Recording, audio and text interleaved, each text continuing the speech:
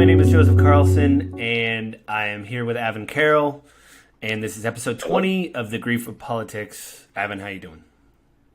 I'm doing all right. Yourself? Good. So we had an episode planned that we were going to do. We announced it at the end of last month's episode that we were going to talk about water, which I still think is important. But everything that has happened so far with Trump at Mar-a-Lago just keeps developing. And I know we said offline, we talk to each other on the phone all the time, and we talked about, hey, we should talk more about current events and the news and what's going on. And this is obviously a big, and we want to preface this by saying it's developing as we're reporting on it.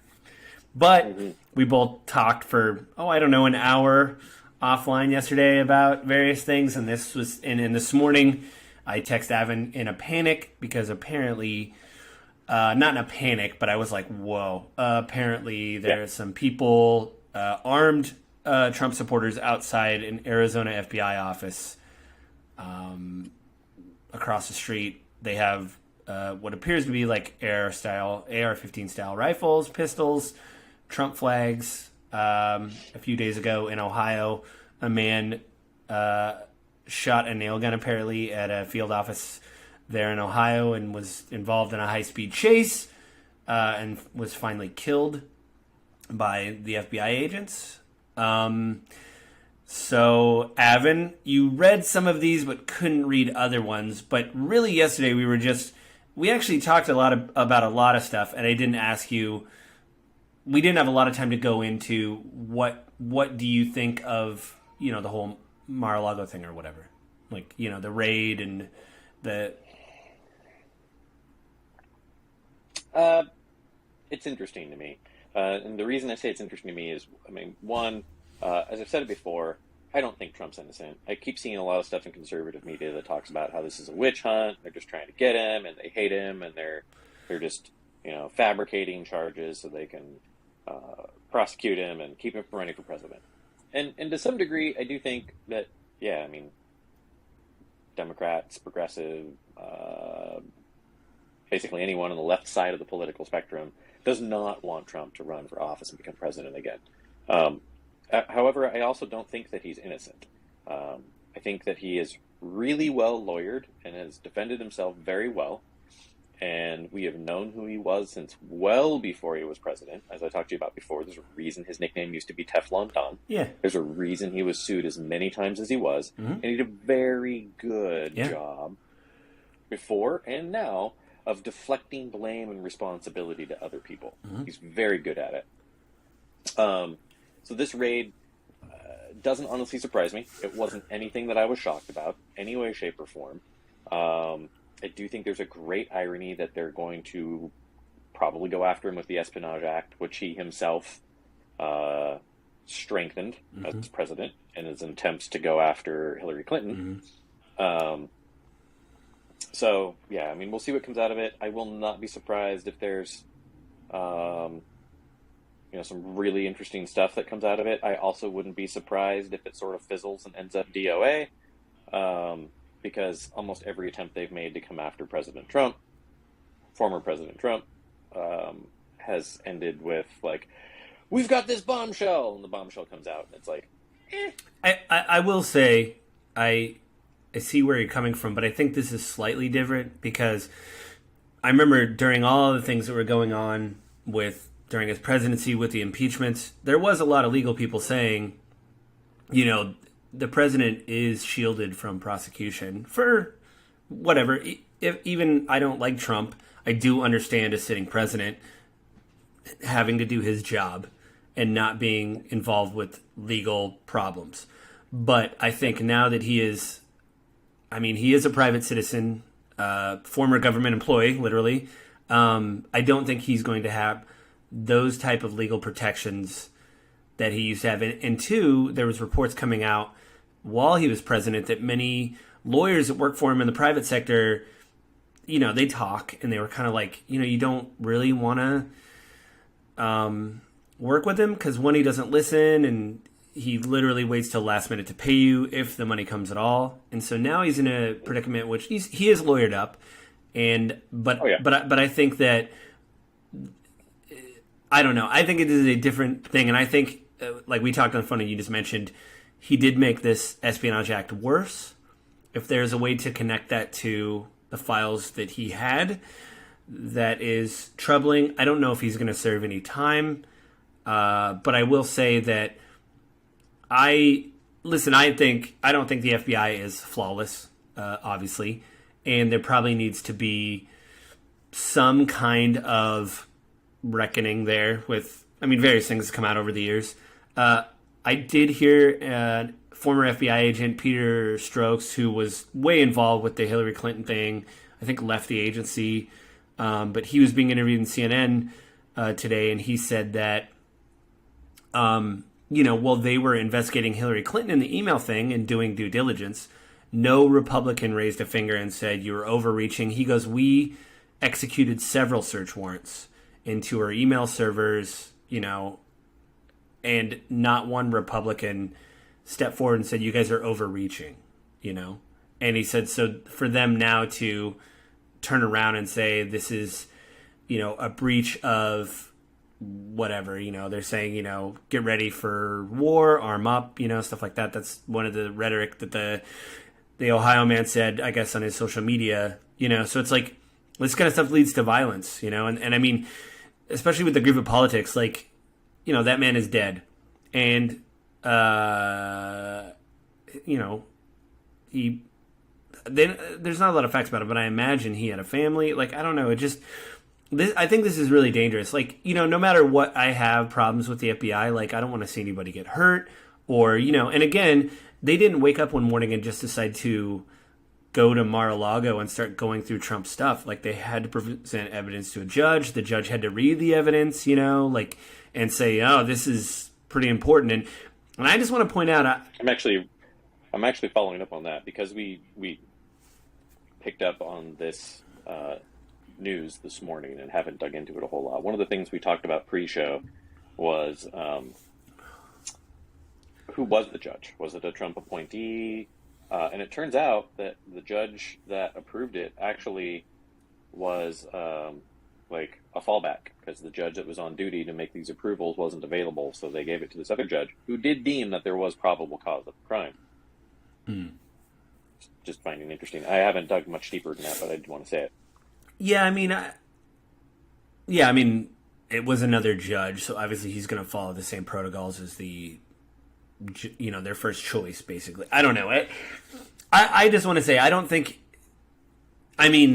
like a lot of people on the left and the right have said, like, if this is wrong, like if they get this wrong, like I just saw an article pop up while we were doing this again. This is a more hurried episode because things are developing, but it's getting pretty intense. There's a lot of people saying, listen, if they miss on this, like Merrick Garland has to resign because this is such a big deal. And I agree, like there has to be some kind of accountability on either side.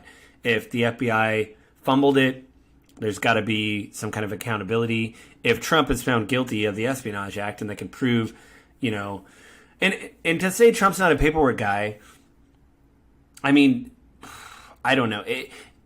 It does seem plausible that some of that stuff ended up in his possession. He didn't read any of it. He's like, oh yeah, but I don't know. I really think one of his lawyers, the White House counsel at that point should have sat down and go, listen, you at least need to let us go through these. You can't just take these boxes. Trump said he declassified them, but you can't just wave a wand and do that to like a bunch of boxes sitting on the floor, which is, I heard some people, Trump's like, oh, I declassified all of them. It's like, that's not how that, you don't get to just say that and then documents are magically declassified. That's not how that works. So, and like I told you offline, I would imagine that everything that has been classified has also been cataloged on the back end. And so, the FBI has done this a few times in May and June. They were talking with Trump's legal team and they said, oh, we gave you everything. They signed an affidavit, said, we gave you everything. But like, as they're going through these boxes, that's why this probably got executed, is whenever they executed the warrant, they were like, hey, we don't have X, Y, and Z. Where are they? Well, we've been through this 8 times. There's nothing here. Okay, well then. Well, yeah, and I haven't read through the warrant. I haven't read through kind of that aspect of it, so I don't know if that's true. It's a solid speculation. Well, you work in IT, and you talk. documents. Yeah, you talked about it a little bit off. And in IT, there's a principle we call data loss prevention, which tracks anything that leaves, or is opened or touched within your storage of documents and information. I'm dramatically oversimplifying it. And I can only imagine that in a top secret government level setup that anything along those lines would also be logged and recorded, because you wouldn't want someone to just be able to walk in, grab a file, and walk away with it. Right. There's still some talk that it could. I don't know. There's still some talk that it could be like nuclear information, and there's a lot of like weird conspiracies about what was going on with that. I'll say that taking all that out, if it is true that he has documents containing to some kind of nuclear information, to me that is incredibly damning. To cut out all the speculation that I've heard of, he might have sold the information, like all that's hearsay. But if he actually does have just like a nuclear document in his possession, that is really bad. Well, so he wouldn't have a nuclear document in his possession, because that would be very bad. But he might have documents about our nuclear capabilities or weaknesses, right, or strengths or research. Right. Well, that's what I'm saying. Could be bad. Depends on what it's about. Yeah, that's what I'm saying. Right. If it's about our nuclear capabilities in 1960, like that's whatever. Who cares? That's public knowledge at this point in time. If it's about strategic, where's our missile placement? What's our nuclear submarine strategy? That kind of stuff. That could be very damning.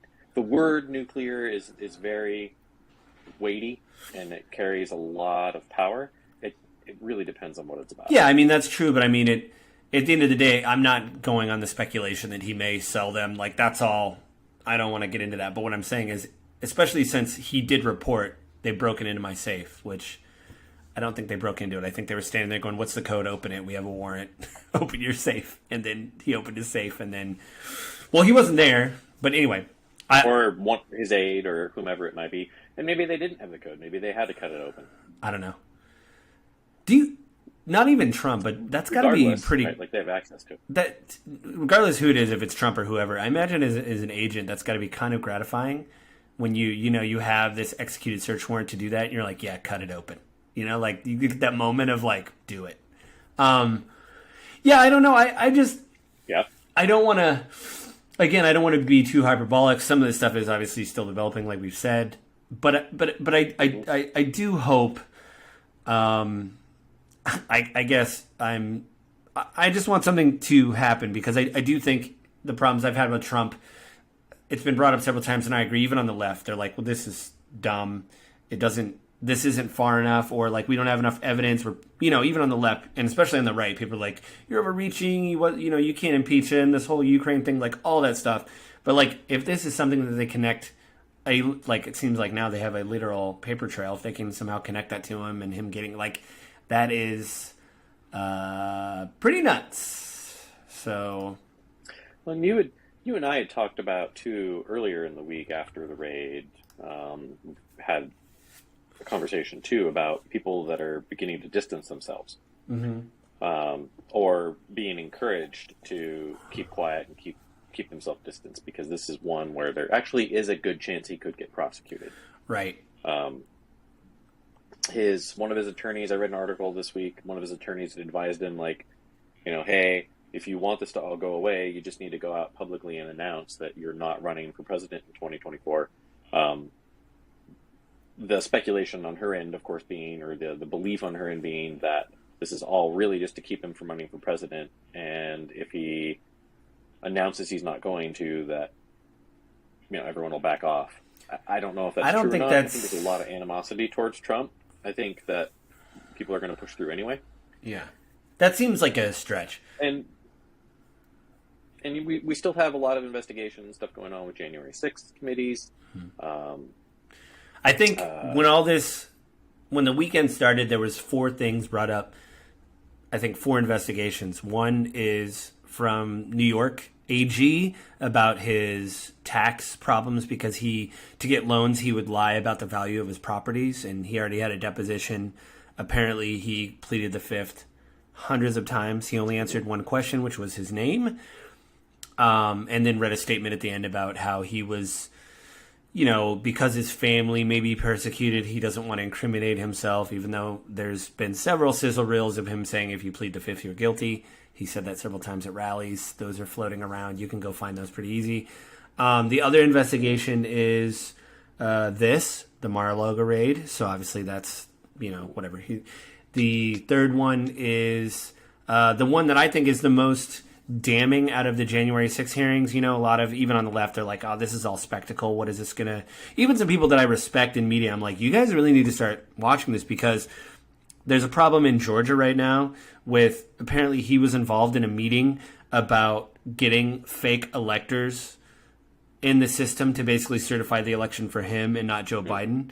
And to me, that is the most troubling thing that I don't even hear people on the left talking about. And I think we should be talking about that more, because if anybody did that, I would want them, the full letter of the law to come down on them, because that's literally the bedrock of our, voting democracy, is to make sure that the electors or whatever. To me, if they can connect the dots there, apparently he was involved with meetings, and apparently there's already a grand jury reading over evidence, and they've been asking, they even had Pence's aides in the room, and they were asking them very specific questions about who was in the room, who knew what timeline was President Trump there, how did this stuff circulate around, what did you guys know?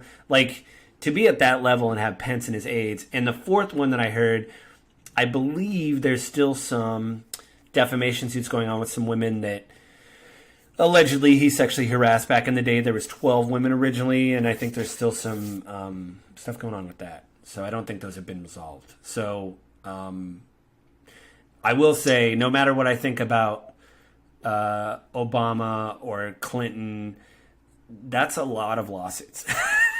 Especially now that you're a private citizen and have to lawyer up and worry about, I mean, he makes an incredibly valid point when he talks to people to defend himself, right? That, you can't not have a successful business and not be involved in lawsuits. And pretty much once you have any business of a certain size, you're going to run into it, particularly in the real estate space. Oh, yeah. The problem is there's so many. The volume is ridiculous. Now, volume of lawsuits does not equate guilt. But we have a saying, where there's smoke, there's fire. Yep. And it exists for a reason. Even if it's not a completely true saying. The idea that if he's been painted as, or he's been sued this many times, there's got to be something wrong. You aren't hated so much by society that people all continuously keep coming at you with fake lawsuits, because there's a lot of people in the world that are hated that don't get sued this much. Well, you and I were talking offline about... But it's not guilt. Right. Well, you and I were talking offline about the fact that him running for president was probably the worst thing he could have done, because he was having legal problems before, just being a business, like you just said. Yep. And the fact that now the world is looking at him, literally, or the United States, now that's a new level of, man, if I was him, I would have been I just need to coast and not. I already got 4 lawsuits from. Why would I bring so much attention to myself? Right. When I'm already, on shaky ground. The reason, in my opinion, is Trump has the biggest ego of any human being who's ever lived. It's pretty big. At least anyone that's been documented, because no one has had so much exposure, so much ability to get out in front of people and have their ego stroked so much in the history of mankind. And the guy doesn't know how to stop. Mm-hmm. He can't help it. He's probably the most easy to manipulate president we've ever had, because all you have to do is either stroke his ego or attack his ego, and he has to respond. Yeah. He doesn't know how not to. And his aides can't stop him. Yeah, I will say 2 things I thought was pretty amazing for him. When the Mar-a-Lago raid happened, he didn't really release a statement for a day or 2. And then I heard the next day, I heard audio of him. He was giving a speech for Sarah Palin or something and they said, "How are you doing, Mr. President?" He said, "Oh, it's been a rough day." That's really all he said. And then he literally did plead the fifth hundreds of times and make that statement at the end about being persecuted. I do think he had this moment. I mean, I've heard a lot of people on the left go, wow, it only took him 4 years to figure this out. But shut up. Like his lawyer really sat him down and said, "Hey, this is big boy. You know, you need to. You don't have the White House counsel anymore, and you don't have that shielding clause in the Constitution about no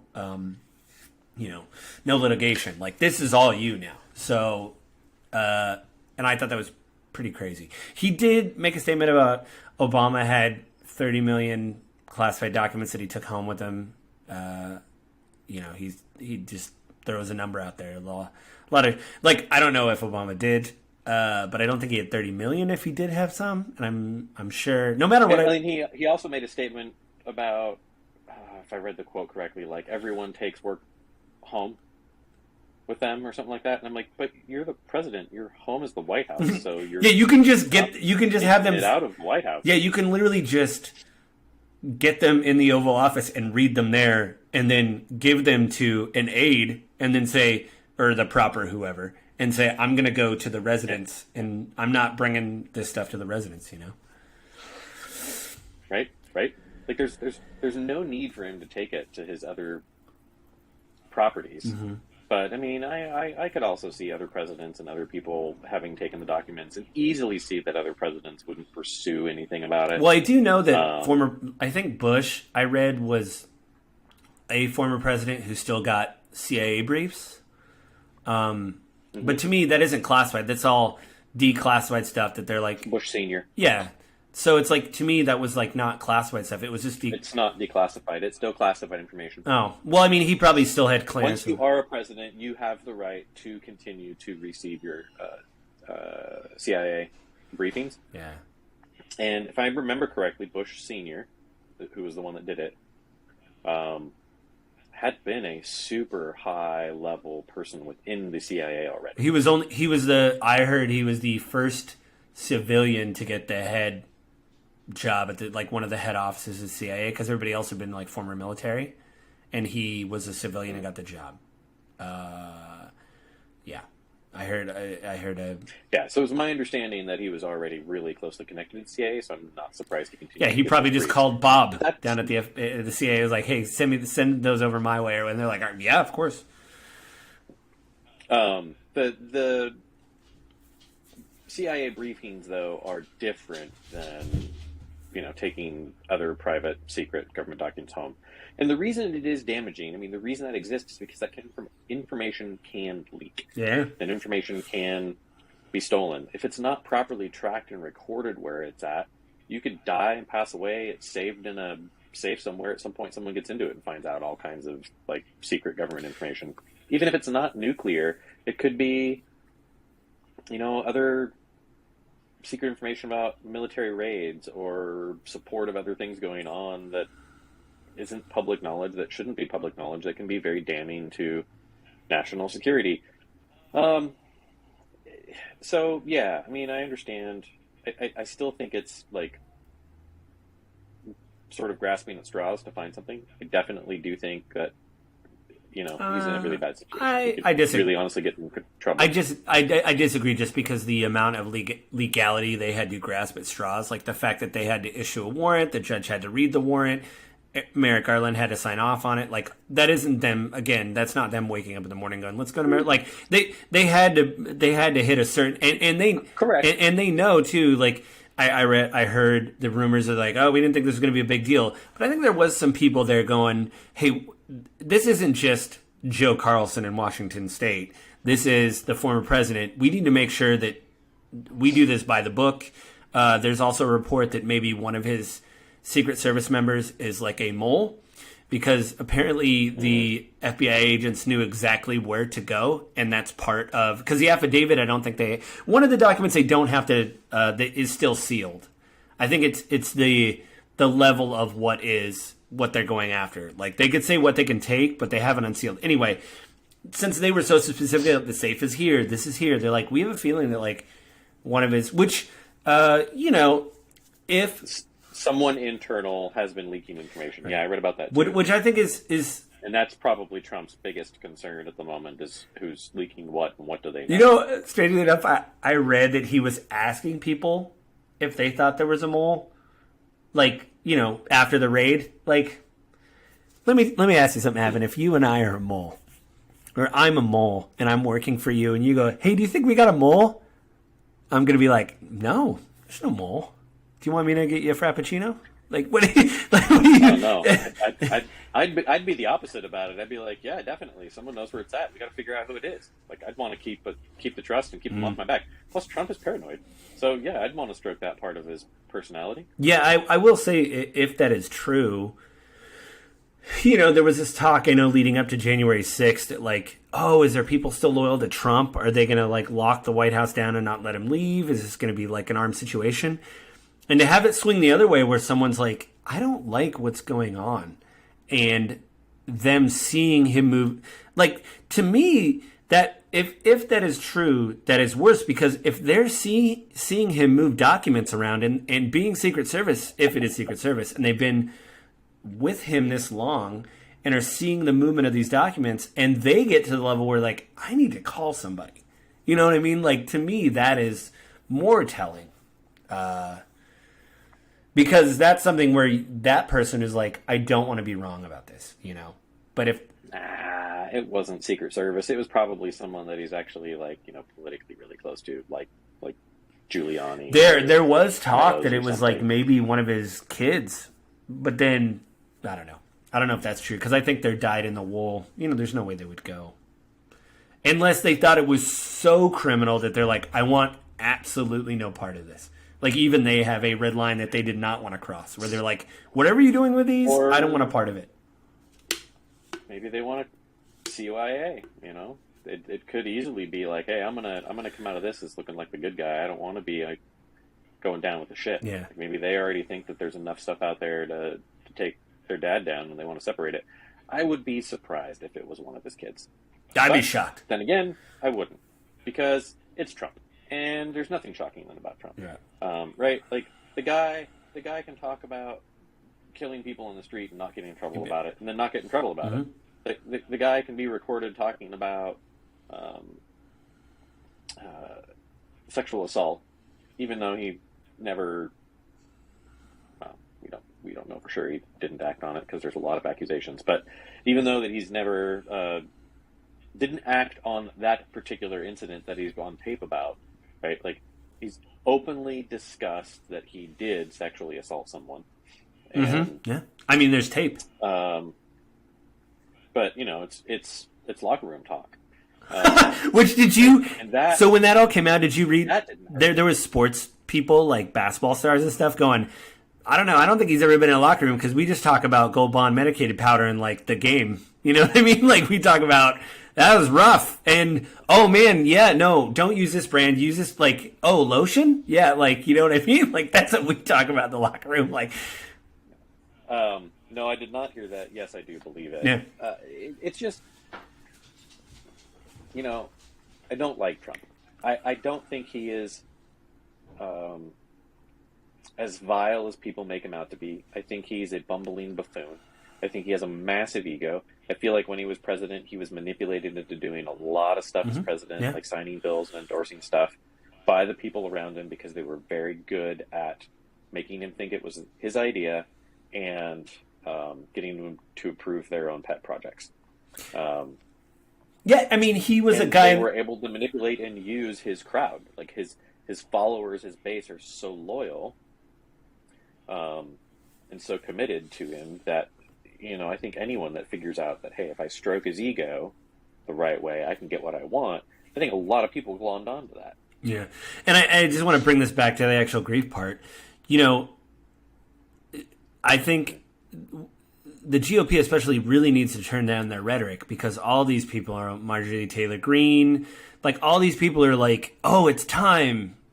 And other people are taking that to heart, and people are getting hurt, and a man died, Whatever I feel about the Capitol attack, there was the one, I think she was retired Air Force. She actually tried to breach the chamber, and she was killed. Not the only, she was like, I think the only civilian killed. The other people were police, I think. But she was shot and killed, and I didn't want that to happen to her, But just like this guy, like, no matter what I think about Trump, I didn't want this guy to breach a FBI building and get shot. But he put himself in this situation where if you open fire on FBI agents. Conservative media that's always been about protect law enforcement, protect law enforcement, protect law enforcement is now going, well, this is a witch hunt. We're weaponizing our justice system. You know, the FBI has been compromised, and they're now part of the, you know, the, I don't know what the phrase that would be used to describe it, but they're all part of the witch hunt against Trump. And yeah, I think conservative media has a large level of responsibility, and conservative politicians have a large level of responsibility to recognize that people are going to act on it. But I have to wonder how many of them believe what they're saying, as opposed to just feel like they're riling up their base. I think we may have to do that. And that may be a future episode of like, because I do think people, I mean, I think it goes both ways, but like who's really like a true believer of each party? Like this person really believe, even on the left, I think I'm like, nah, I don't think you're, you know, far enough. I think, you know, progress or whatever. You're not doing enough. Well, like in my opinion, right? We talk about, oh no, I forgot Sanders. There we go. I forgot his name for a second. We talk about Bernie Sanders. I think that guy is a true believer. Yeah. I think he really, honestly, truly believes what he talks about and what he's doing. I do not think, for the most part, that he's out there simply trying to foment his voters into his way of belief and thinking. I think that he really believes it. He wants people to believe it. He thinks it's the best interest for people. You know, I think Nancy Pelosi has figured out that she can manipulate a base and get votes. Dude, that, I mean, even being on the left, all that stuff came out about the stock trades. I was like, of course. But it's totally legal. Yeah. Because she's part of Congress. Yeah. Well, I mean, I think the thing that helps Bernie, the reason why I believe Bernie is he's been saying the same thing for a lot of years. This isn't something he just all of a sudden came into. I mean, this is like the 60s and 70s. He's been talking about all this stuff, you know? And I mean, he went to Cuba or Russia or whatever. There's tapes of him over there. And yeah, that's what did him in. I don't agree with basically anything he says, but I do believe he believes what he preaches. And there's people on the right, I think, I'm trying to think of someone. Well, I mean, I'm trying to think of someone who's reasonable on the right. Well, I think that, like Kissinger, Kissinger, Adam, he's the one that, like, I saw an in-depth interview with him on Frontline about the January 6th thing, and he's like, listen, we all said this was bad, and I do believe in this country. And no matter how he voted, he really said, you know, this is a problem, and I need to step up, you know.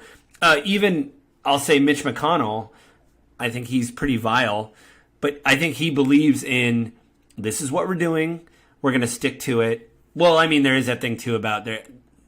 I don't know if you saw that long interview. He had to sit down at a conference and someone asked him what his moral red line was, and he didn't answer the question. I'll send you the clip after this where they said, you know, what, you've done this, you've done X, you've done Y. What is your red line? And he goes, what are you talking about? And they're like, what wouldn't you vote for? Like, if you said Trump, that's when it came up. They said, you said Trump was responsible for this insurrection. Why are you again saying, oh yeah, like we look forward to, you know, him being the nominee in 2024? And Mitch McConnell's response is, well, he's the party nominee. And the guy said, that's not the point. If you think he started an insurrection, don't you think you should not endorse him to be the party lead in 2024? And he said, I don't understand. If he's the party lead, I'm going to support him. And the guy was like, okay, but that's not the point. But that's what we run into on both sides of the spectrum. Yeah. We have devolved politically, and the news media the same way. Like, I have a hard time trusting any news on either side because neither side of the news media has any objectivity. They are all 100% critical of their political enemies, right, the people that they disagree with, and none of them are willing to be critical of their own, or very, very little. Right. And so what you run into at this point is you now have a belief system, both left and right, that basically says the ends justify the means, no matter the cost. And, I mean, we've seen what's happening to our society over it. I'm also, conspiracy theory here, 100% believe, this is just me, there's no real solid evidence, this is purely speculation. Well, there's evidence that the world of social media that we live in, I believe completely that Russian and Chinese actors are intentionally manipulating people, and they're not doing it on one side or the other. They're doing it on both because they want us divided. I mean, that was the whole hearings with Zuckerberg. They're like, why? what are you doing? Like, you're just letting this stuff go, like letting it run, and you're taking checks from people that you know are nefarious actors, and you're just like, sure, we just cash the check and just let it go, you know. And I mean, you work in IT, like that stuff, you know. It's different from what I do, but the point being is I think in the 2016 election, right, all that stuff came out about Cambridge Analytica and a lot of other stuff, and the ability for these companies to really manipulate and present information and really rile up a group of people is extremely powerful. Yeah. And we see it all the time. We see it in political cartoons, and we're running deeper and deeper and deeper into people separating more and more and more into their own pockets. Yeah. From the way Twitter is set up, the way Facebook's set up, the way Instagram's Right. set up, the way all of them are set up, people congregate into their groups, and they just get more and more and more worked up. Mm-hmm.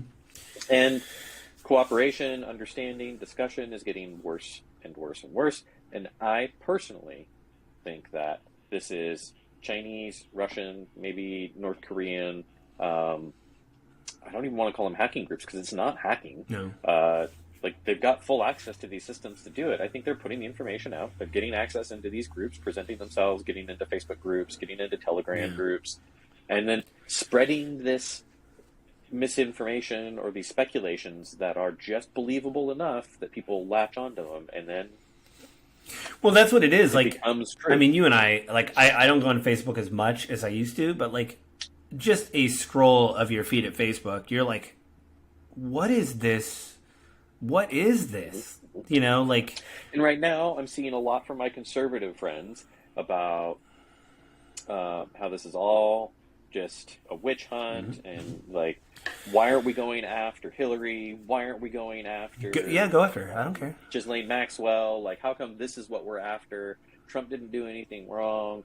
And I think the part that's missed is, like, one, we are still investigating a lot of other stuff. No, I do believe no one wants Ghislaine, whatever her. Well, she was found guilty, right? I mean, they are going after her. She was, but I don't think they want her contact list out anywhere. I don't think No. they want the names coming out that they. Yeah. And I think that's everyone. And I don't think this is. I don't think anyone on the right wants that information any more than anyone on the left wants that information out, because Trump was involved with Epstein the same level as Clinton was involved with Epstein. Yeah, even Bill Gates. Bill Gates was Gates, right? And was it Melinda's commentary about that's a thing, a part of her divorce was Gates's involvement. Oh yeah, because I don't think it was the cause, but I do think it was something that gave her a lot of pause and concern.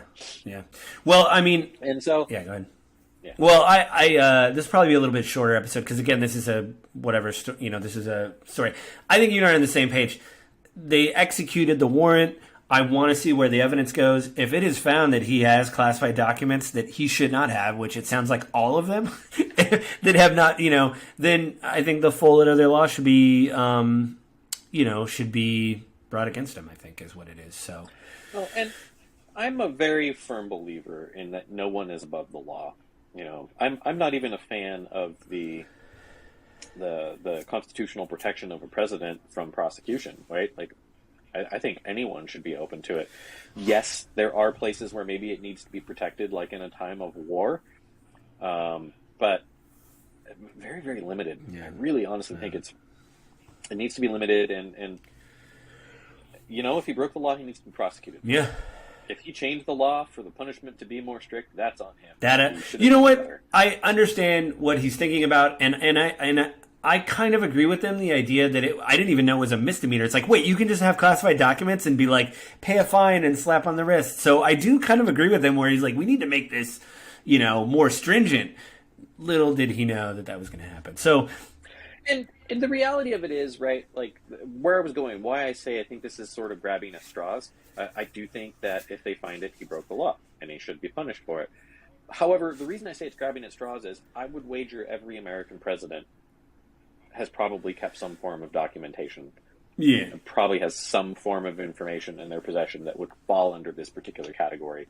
They're the freaking president, right? Like, this is stuff that they have complete. But I mean, they know if they did everything that we don't. Yeah, know. I know. Well, no, I think too. There's a lot of like I can't keep this document, but you know what I mean? Like the CA briefs and all that. Like I'm not keeping the document that tells the the nuke codes, but I know the last two numbers are 1 and 5, whatever it is. Like stuff like that. Yeah, but like, you don't.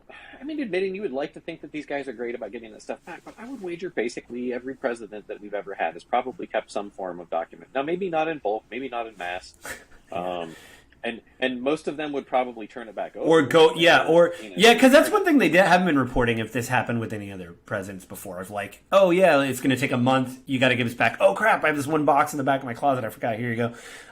Anyway, right. I mean, I think next month we'll do the episode we were going to do on water. I think it's really important. More news about it is coming up. Interesting. So, do you want to plug anything before we leave, Evan? I mean, as always, just bring up my other YouTube channel, Your Agent Guide, where I just give tips, tricks, advice, basic information on real estate. Your Agent Guide on YouTube, youragentguide.com. Yeah. And then, of course, I'd like to plug the Gaming with Grief podcast done by a good friend of mine. His name is Joseph. Oh, nice. Yeah. So, have a good month, guys, and we will talk to everybody next month.